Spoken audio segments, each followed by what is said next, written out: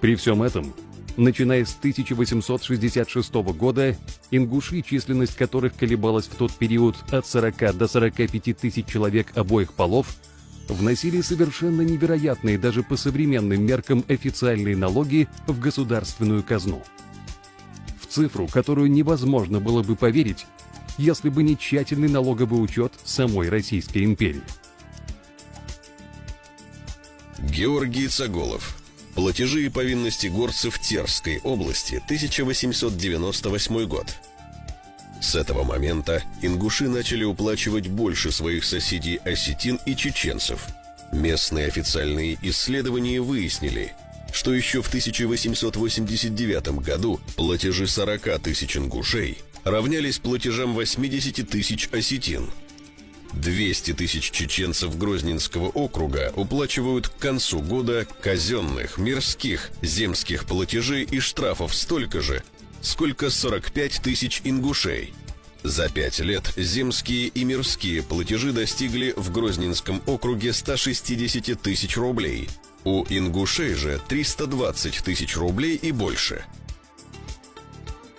И эти деньги уже не возвращались в Ингушетию ни в каком виде.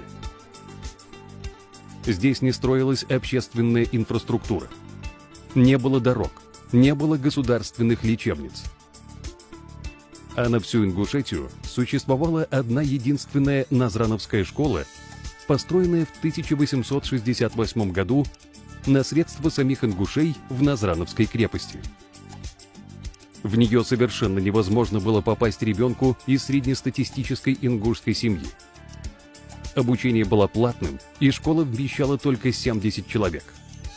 Но на уплату жалований ее персоналу, выписанного администрацией округа из Владикавказа, весь народ уплачивал ежегодно в казну 7 тысяч рублей налога отдельной статьей.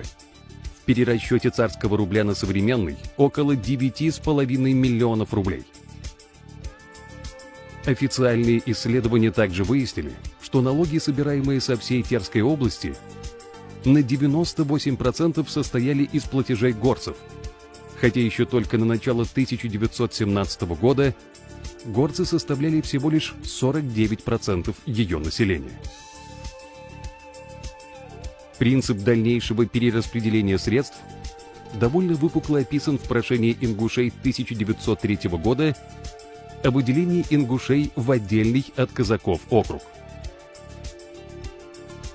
Нашим сельскохозяйственным бытом никто не заинтересован, в чем убедила нас холерная эпидемия 1901-1902 годов, когда у нас не оказалось ни участковых врачей, ни приемных покоев для заболевших страшной холерой, и в чем может убедить первый же возможный случай голода или недорода хлебов.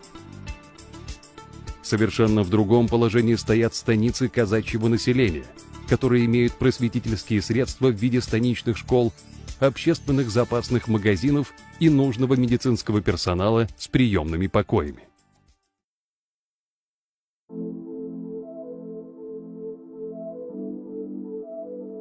Ни один самый искушенный в своей профессии экономист не смог бы объяснить, каким образом ингуши выживали при таком положении дел.